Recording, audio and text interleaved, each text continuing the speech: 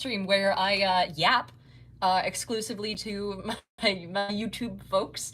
Lovely to see you guys. This is the stream that's always the most dangerous because I have to like go through and make sure that there's nothing in my apartment that could reasonably dox me, which usually there isn't, but since I can walk around, I'm a little bit less. I like have to be extra careful about it. Anyway, the title of this stream, as you guys might have seen, is "Help My Home is Covered in Games." It's because like my Gen Con shit is still everywhere. So this is just a pile of, card games, which by the way, we're doing a giveaway for some fancy little card sets from the P&W team. So shout out to them for sending that my way. That's in the Discord if you haven't seen it. I'll keep it open till like the weekend or something. But also all the Kingdom Death stuff that I got is still lying out, which I guess means I could probably like open it up and show off some of the cool art while I'm talking. But welcome to the gaming stream. Talk about games. My apartment is also like my desk over here. You guys can't see it. It's covered in props for like the Dread game I'm running. I also have 2 separate board games laid out in my living room right now. There's like fucking the Dark Quarter, which is huge, and then Tainted Grail, which is even bigger. The play mat is like the length of my arm. The Cyber Ninja, welcome in. Hi. Oh no. I don't have my ring to open things with, so this might be a pain. You know what I do have, though? I just bought some dice. If you guys want to see, this is like an act of danger to have out because they're like shard dice. So here is, I don't know if you guys can see super well. Here's the D4. And you'll notice this is a set that I've been in love with for fucking forever. I got it from Whitney, Smoking Glue Guns. You can tell because the Smoking Glue Gun on the 20 side. But it's geode dice that are all white. And on the white faces, especially the one, there is essentially like black numbers. That's what I was gonna say. And then over on the 20 side is where the geode is. It's got like these purple sparkles inside. It's like a dark background with a gold like lining around the geode. And then it's got like silver font color where it's dark. So that way it shows up no matter what, which is really nice. I fucking love that sort of design, the like dual colors to make sure it's always visible.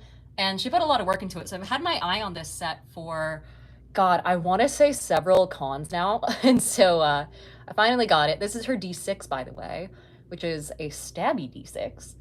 Here we are. Where is it? Fuck. There we go. And then she has the Rhomboid D12, which is objectively the best type of D12, by the way. It's amazing. They were so expensive, but that's because it's like actual art. So I'm a huge fan of Whitney's stuff. She also bullied me into getting it slightly, but it was worth it. Anyway, hello Matthew says those dice are awesome. Yeah, they're really solid. I also just realized I don't have nearly enough lighting here. How about why don't we move over here? Let me do this. Welcome to the stream where I get to move you guys wherever I want to. But I'm gonna open up some, oh no, there we go. The chair almost killed me. Open up some card packs while I chat with y'all. Speaking of card packs, I went through and started, I'm on the Magic the Gathering side of TikTok now, unfortunately for me, which means I've been, it ain't great, chat. It means I've been like just staring at MTG memes for so fucking long. Hey Daydreamer, and it's infested my fucking For You page to the point that like I get a lot of those videos that are like, oh, based on your birth month, this should be the commander that you have. And things like that. Ryan says, hey, welcome to the Magic community. Thank you. Oh my God, I'm happy to be here. And Juanasi says, hello from Ottawa. Hi, hello. Oh my God, Ottawa. Hardly Noah. Anyway, I didn't have much to talk about today. So sorry I couldn't stream yesterday, by the way. I forgot that I was getting my eyes checked. And they dilated them, which means I couldn't see, or I couldn't stare at screens for like a decent amount of time afterwards, which is unfortunate. I actually couldn't get any editing done, and I couldn't do my day job either, so the entirety of yesterday was just a wash for me. And then the day before that was the Rufus Du Sol concert, which actually wasn't that great. Holy shit, I could go on about that concert. It was just not fun, dude. The rave community moved into the Rufus Du Sol concert, and the fucking community of Bend, fucking Oregon, which is not unusual. It's EDM, so it makes sense, but they brought their fans. And those were just in the way, and there were more people like mushing up towards the pit than I've ever seen at that type of concert before. So I was just like in the way back, and I couldn't hear very well. It was not fun. I ended up leaving early, which sucks because it's my favorite band, but still. That's why I didn't stream 2 days ago. So sorry about that.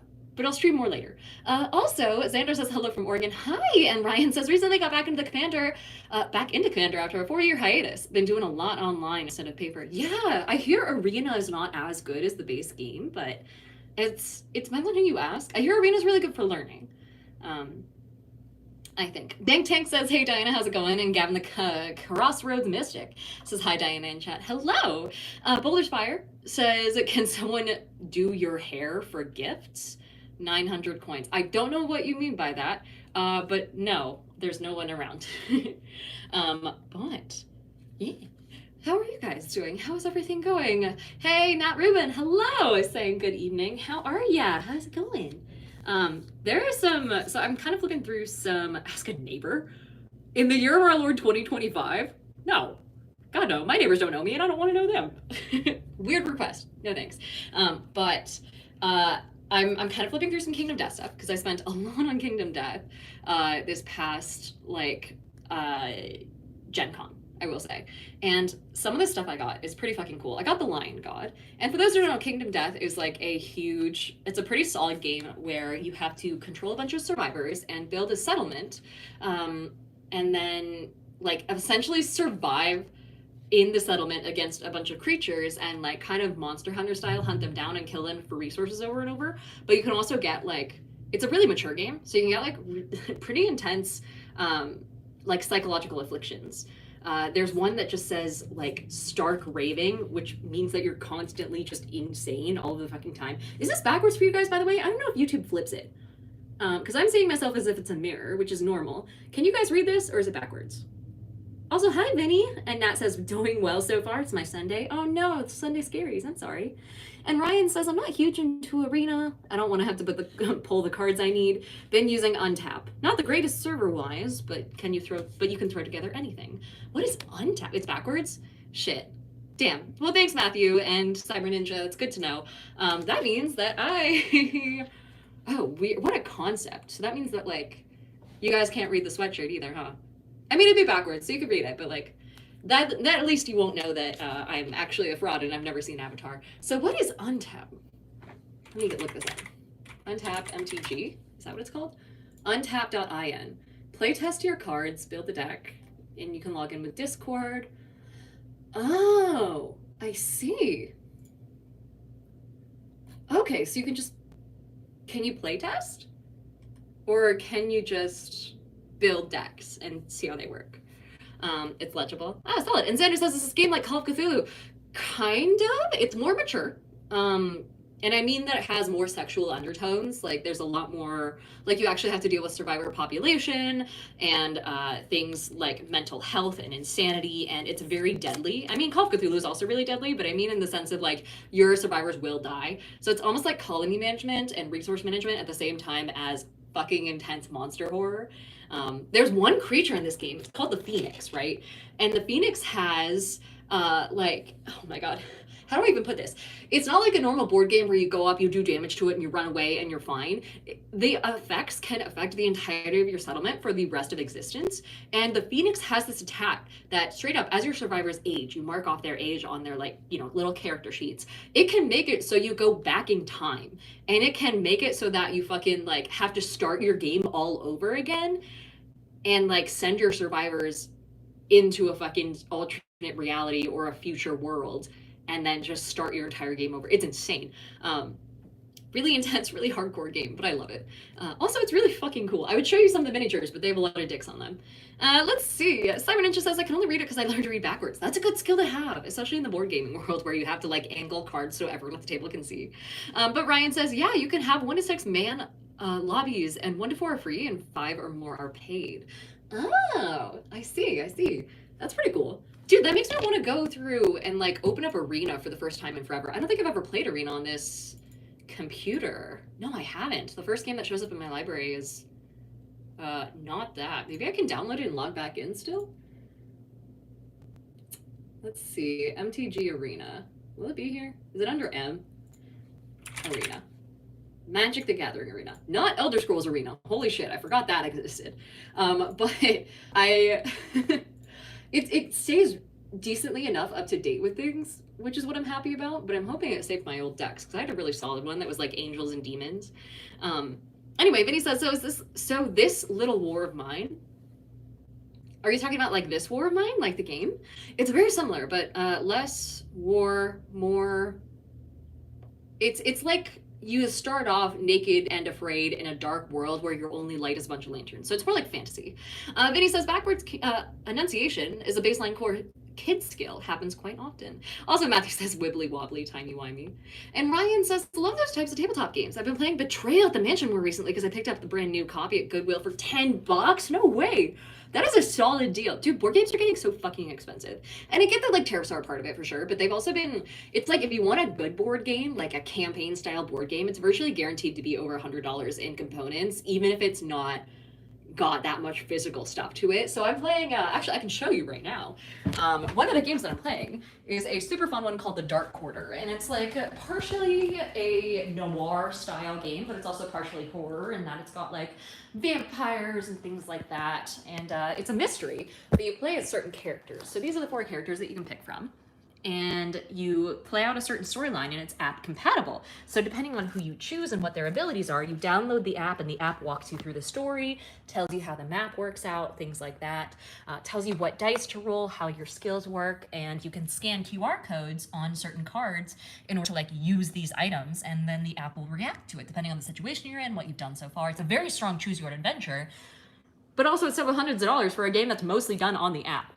So I don't know how I feel about it, but it is a really good story. Like, it is so cool. It tells you what location cards to pull, and like if you can check off whether or not you have the expansions, and if you do, then it tells you what like parts to pull. It's like, oh, you know, grab this miniature, and then you're good to go, and then place it here in your table space, and it's really cool. But Gavin says, I love it when you move us around the house. Yeah, well, welcome to my living room. Here is my decor. Here's my plant. It's dying. Here's my Pepsi. Warm. Up there are the shelves where if I got any closer you'd be able to see the dicks on them. There's a dragon up there, a couple of like morkboard style things. Nexus Infernum, not my favorite game. Honestly, it's he plays a necromancer, and like I kept it up there because I like the skull, but it's not my favorite game in the world. But yeah, and then Tainted Grail is over there. There's like a stack of Tainted Grail shit. And so here's my setup. Gavin said, or sorry, Cyber Ninja says there's a Dark Souls board game. There is, actually. Yeah, I don't think I could ever play it. Ryan says there's a Bloodborne board game too. Yeah, there's that. There's a Skyrim board game, which is fun. Ryan says the reason I haven't bought the Dark Souls board game is $120 to beat my head against a wall. Yeah, I'd rather do it with like a GOG Galaxy sale and just play the video game. But Xander says that Kingdom Death sounds like 5D chess Call of Cthulhu with sex and colonies. Yes. But there's also things where like you can get injured in the game as a settler in Kingdom Death by a monster after going on a hunt for one of the creatures. And if you come back injured, then depending on, you roll a die to see where you get your injury, and then roll a die again to determine what the injury does to you. And it could be anything from like making you sterile to like you instantly dying because of some big blow to your head. It's pretty fun, but it is punishing as shit. Let's see. Cyber Ninja says, I've been wanting to get back into D&D. I haven't played since high school. How do I get into it even though I suck at being social? Ooh, if you suck at being social, I'm not going to tell you that like it's impossible, but you do have to be a degree of social. I would just try and get your existing friend group into it and see if that works. Also, Schmitzy says, campaign style. Have you tried a legacy game before? I haven't. I actually have never heard that term. But I'm also new here, so I don't know. Let's see.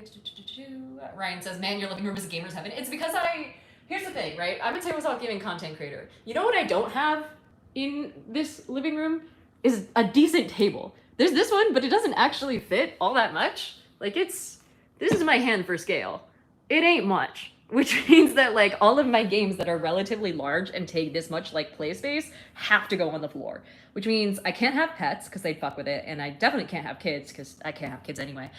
So it's, you know, anytime someone comes over, I have to figure out how to put this all into a save state and then tuck it away and then hope that everything looks good when I pull it back out again. So it's not ideal, but since it's just me, I don't mind too much just having a mess around the floor. But yeah. Let's see, Steve says, Diana, KDM is so harmful to my mental health and wallet. Yeah, wallet mostly. It's like a several thousand dollar game if you get the expansions. But Ryan says, I've also been dying to find a D&D group. I just haven't played in 10 years or so I need to get a good online group. Start Playing is really good for that, I will say. But I've talked about Start Playing plenty on this channel. It's like a website where you can go and find like GMs that are willing to run paid games professionally for like $5 to $15 a session, which is not bad. It's less than KFC, you know? May says, how old are you? I am 26. I feel 22 and I felt 22 since the pandemic, so I don't know. But yeah, 26. And then Ryan says, tabletop gamer? No, I'm a floor gamer. Exactly. And Douglas says, nice collection. Thank you. Bad Llama is here saying, man, that took me back to playing Magic the Gathering on the floor with my friends. Yeah, do you guys want to see the Magic mat that I have? It's pretty cool. But Cyber says, I don't really have that many friends. I have like 5 that I keep in contact with and 2 are unreachable due to profession. Unreachable due to profession, huh? Vinny says floor gamers are superior. Yeah, because like you don't have to worry about table space. You don't have to like share space or fight for space with anyone. I find it quite nice. And also, I like sitting on the floor. I'm a floor person intentionally. Like I have the bisexual sit where I can't sit normally on a chair, on a couch or whatever. So this is like extra comfy for me. I also eat on the floor sometimes. So like you're talking to the wrong person when it comes to being a furniture lover. I don't mean like off the floor. I mean sometimes if I want to stretch out my back, I just like grab a bowl of ramen or whatever and just perch on the floor. Just so because it's at least different than sitting at my fucking work desk all day, you know? D.M. Brian says, I haven't had a decent table since I moved 3 years ago. Wow, yeah, it's rough, and it is like, there is definitely a GM shortage in the game, or like a GM imbalance. I wouldn't say shortage, but I don't know.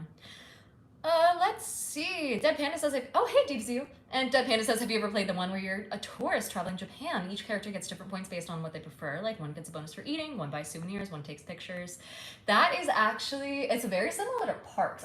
So there's a very few games that I actually keep around, like, in my living room that aren't, so most of them are over there, right? That box is stuffed to the brim, more than the brim with games. You can kind of see like the Red Dragon Inn is poking out there and there's a bunch there.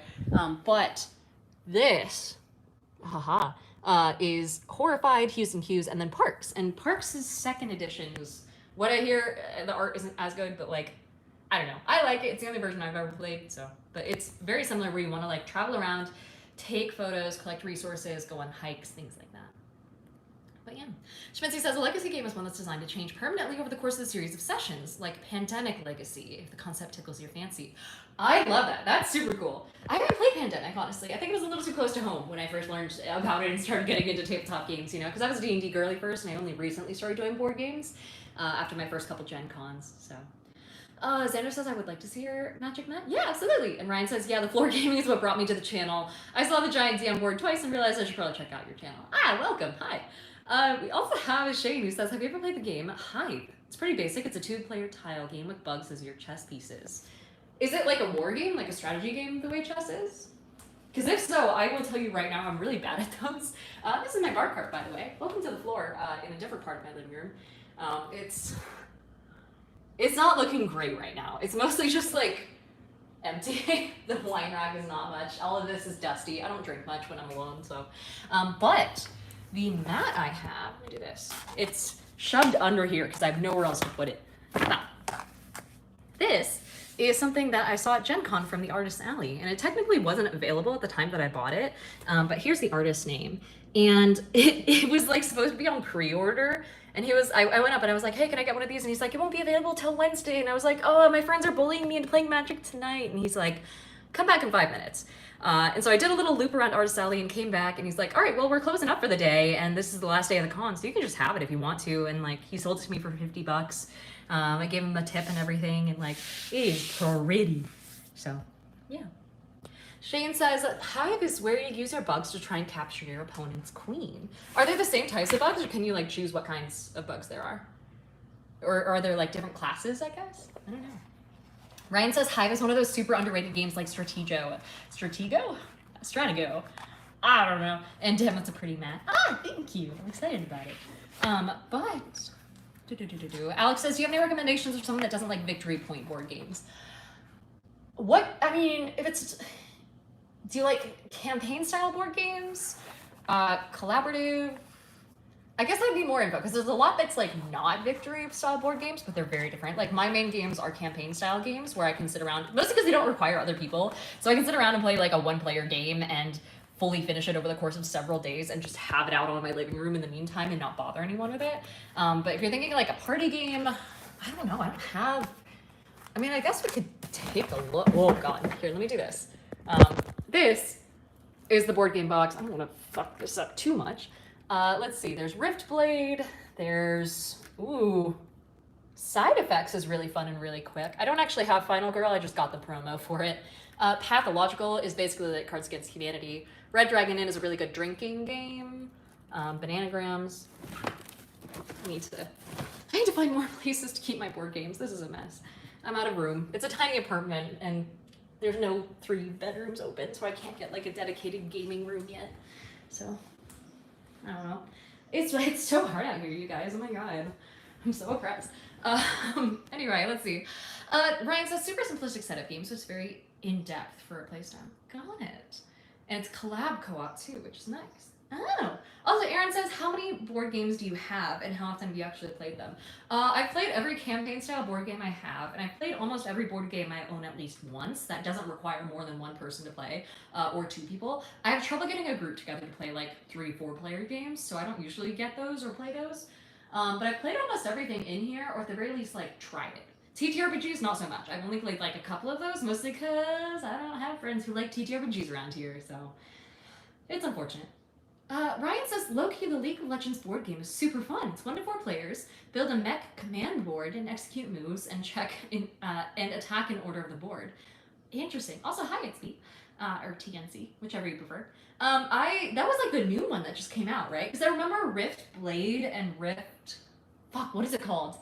Rift Blade came out at the same time as like something else that was Rift Bound or something. Which I felt bad about, because the team behind Rift Blade sent it my way because they were like, oh my gosh, like, we'll give you a free copy of this game, like, we're really helping promote it right now, and they're like super sweet, and then League of Legends just comes in and takes the exact same fucking name off by a couple letters, which sucks. But let's see. Ozzy says, what's your favorite board game and why is it Codenames? I actually haven't played Codenames. Again, I just haven't gotten too much into like party games. I don't have people over that much. If it doesn't have like a solo mode, like I have a Wingspan, Wormspan, and Finspan, and those have like solo modes, so that's fun. Tainted Grail as well. But Gavin says, what are a few of your favorite solo campaign style games in the fantasy genre? Oh my god, okay, so Tainted Grail, right? Let me show you this. This is a game where you pick a character, it's a pre-made character, and you can then expand upon your character over time. And it's a dark, like Arthurian legend style setting, which means that you are literally playing in the age of King Arthur and like going through and dealing with a world that is actively crumbling. It's like, let me make sure there's no naked pictures here. Yeah, you were playing on an island that King Arthur himself conquered forever ago and banished the weirdness from, which is like this misty haze that fucks up everything it touches. But the weirdness is starting to come back. And so you are essentially in this dark setting trying to figure out the cause of it and trying to protect your people. So it's really fun. There's a lot of fucked up creatures. There's a lot of like fucked up minis as well, which is the main reason I got it.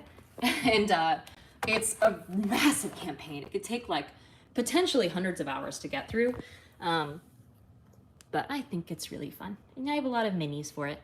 So it's pretty sick. And there's, you know, a taste of what it looks like. And then the like map, you kind of build it as you go out. So you lay these out like map tiles as you explore. And it's super cool. I like it. The combat system is also really cool. The advancement system is cool. I don't like the equipment as much, but eh. And then the little tokens, I have upgraded tokens for them. So this is like experience, and then reputation, money, food, and magic. So these are all resources. And then some of the creatures you fight, let me see. See if I can get some good ones. Haha. A mad warrior. Sorry, my hands are like shaky. I have had a lot of caffeine today. A dread crawler, which is essentially like, yeah, a burial mound that became a crawling menace. Fair Gorta, which is a ghost. These are all supernatural creatures that you can fight. A warped elk, which is super cool. I love these guys. But yeah, that's Tainted Grail. So that's probably one of my favorite like solo campaigns, and it's not as expensive as King of Death or as mature. So, you know, not the worst. But yeah. Let's see. Schmitzy says, if you're looking for a good solo board games, Dune Imperium is great. It's a deck builder based on the Dune series. I actually don't like sci-fi. That's my one downfall as a TTRPG content creator and a tabletop gaming content creator is I straight up don't like sci-fi that much, which means it's really difficult for me to get into unless a friend drags me into it, but I won't ever go after something like Dune Imperium myself. But Let's see. Ozzy says I recommend sitting down for a game for sure at PAX U, but also Secret Hitler is goated. And then, oh, it's like Midnight Werewolf, but more intense. I'm like a Blood on the Clock Tower person, so I'm not good at it, but I like it. Vinny Smile says, so can I play Galahad or is it too far forward? So Galahad is in the game, but he's become a homicidal maniac. There's like this thing where essentially the round table has become warped in a sense, or they've become a little too full of themselves and a little too like power hungry, if that makes sense.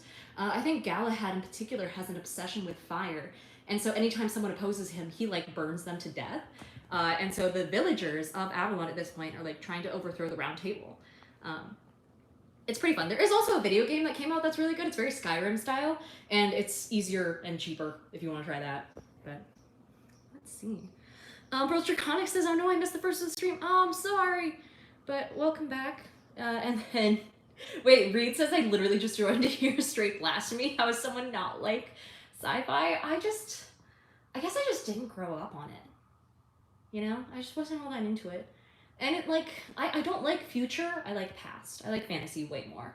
I wouldn't even do like most modern day games, to be fully honest. Like, even Cyberpunk is a little bit too much for me. It was kind of on the edge of what I would normally play. So I'm very much into like Skyrim as opposed to Fallout and that sort of thing. I like going backwards, not forwards. But let's see. Hello, Kunal, sorry.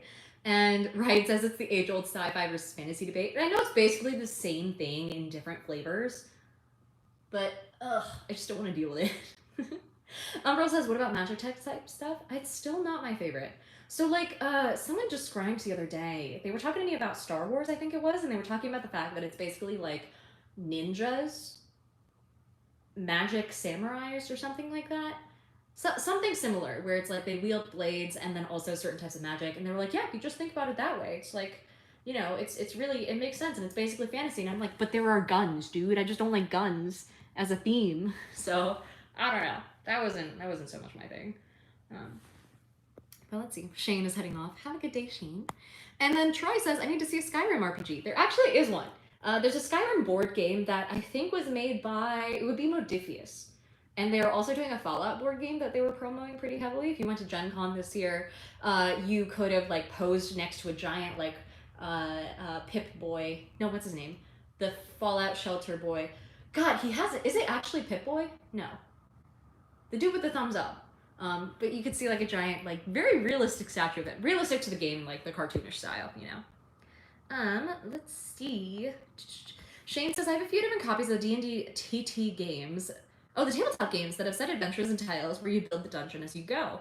Oh, is it, oh, fuck me. Is that the one where you have, like, the miniatures as well? But either way, Ryan says my list of games to buy has doubled since the start of this video, so thanks for that. I'm so sorry. Every game I showed off in this video is, like, really expensive, so I'm so sorry. Vault Boy, that's it. Thank you, Cyber Ninja. Also, Peanut says, have you ever tried the Wheel of Time RPG? No, but it's based off a book, right? I don't think so. I feel like I've heard it before. People are also yelling at me a lot about the Cosmere recently, and they're like, I don't know, I just try and stay away from IPs that I'm not familiar with, because I really love lore, and whenever I do anything to do with lore, I have to know all of it before I dive into the game. So, like, before I played Skyrim, I read through the entirety of the Skyrim timeline so I could understand everything that had happened, and, like, who everyone was, like, why are Stones of Baron Zaya so important? Who is the Wolf Queen? And, like, you know, who actually was Tiber Septim? Is he actually a god? By the way, the answer is yes, he is canonically a god. And, like, are the Stormcloaks right? Or are the fucking elves right? And it's like, the Stormcloaks are kind of just fucking racist, and they wouldn't survive if they actually succeeded. There's objectively right answers if you look at the history of it, right? I care about Skyrim's history and fucking the Elder Scrolls history more than I do about real life history. Not that I care, it's that I've studied it more, I guess I should say.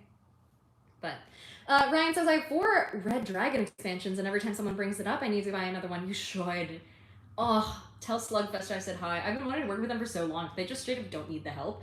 But their team is also so nice. Like, their head of marketing just straight up is the sweetest person ever. And, like, I went to Gen Con last year, and I walked up to her, and I was like, hey, I'm looking to speak to whoever your, like, director of marketing is. At the time, I wasn't into board games, so I was like, I'm just, you know, a tabletop gaming content creator. I'm getting into board games, but yours has always been one of my favorites ever. Like, I've loved you guys since the beginning. And she goes, oh, okay. she's like, I'm the marketing person. Do you have expansion 9 yet? And she just points over, and I'm like, what? And she's like, expansion 9, do you have it? And I'm like, no. And she's like, here you go. And just gives it to me. And I was like, oh, thank you.